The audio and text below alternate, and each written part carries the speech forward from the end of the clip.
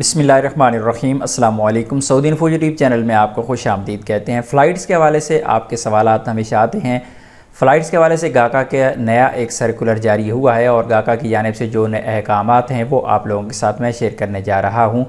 Flights के हवाले से तमाम ऐसे ममालिक जिन पर ऑलरेडी पाबंदी है, जिनसे फ़्लाइट्स ऑपरेशन सस्पेंड है, जिनमें पाकिस्तान और इंडिया भी शामिल है, उन ममालिक से एक मखसूस शोबे को आने की इजाज़त दे दी गई है।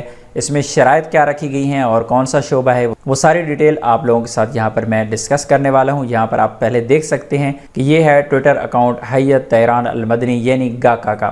गाका की जानिब से जो अहकामात जारी हुए हैं 1 घंटा पहले यहाँ पे ट्वीट की गई है और इसमें कहा गया है कि गाका issues instructions to all airline allowing faculty members and workers in the educational sector to travel directly from countries from which entry to the kingdom is suspended।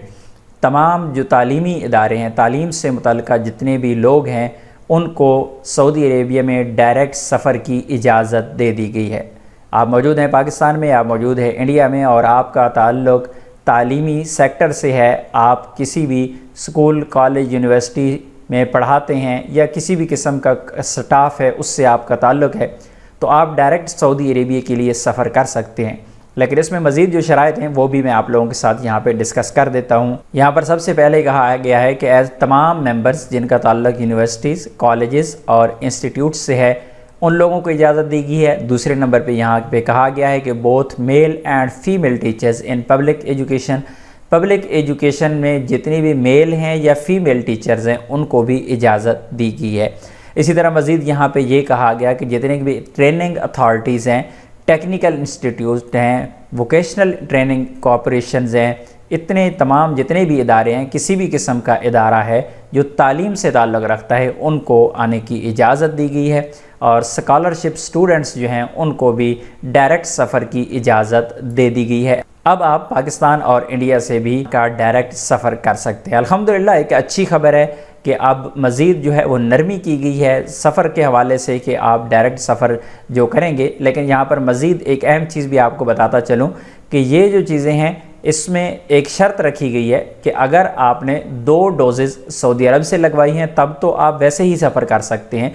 लेकिन ये जो तालीमी इदारे हैं और तालीम से मुतल्लिक़ जितने भी लोग हैं, अगर आप सफ़र करना चाह रही हैं तो 1 डोज़ भी अगर आपने सऊदी अरेबिया में लगवाई थी और दूसरी डोज़ आपने अपने मुल्क में लगवाई है तब भी आप सफ़र कर सकते हैं। आपको डायरेक्टली इजाज़त है और क्वारंटाइन आपको नहीं करना पड़ेगा।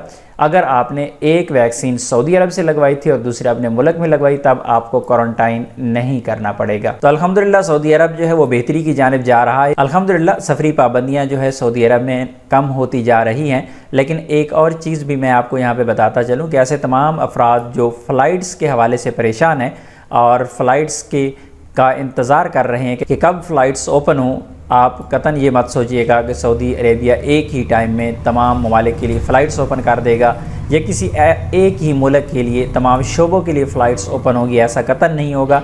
इसी तरह जो लिमिटेड है वो आहिस्ता आहिस्ता कुछ शोबों के लिए, मखसूस शोबों के लिए कुछ पाबंदियाँ रख के आहिस्ता आहिस्ता ही फ़्लाइट्स ओपन होंगी। इस दुआ के साथ कि अल्लाह करे कि तमाम जो परदेसी हैं अल्लाह उनकी तमाम परेशानियों को दूर करे और फ़्लाइट्स के हवाले से जो परेशान है अल्लाह करे कि जल्द फ़्लाइट्स ओपन हो जाएँ और तमाम परदेसी अपने रोज़गार के सिलसिले में सऊदी अरब जो जाना चाहते हैं अल्लाह करिए उनके लिए आसानियाँ पैदा हों। मिलते हैं नेक्स्ट वीडियो में, तब तक के लिए इजाज़त दीजिए। अल्लाह हाफ़िज़।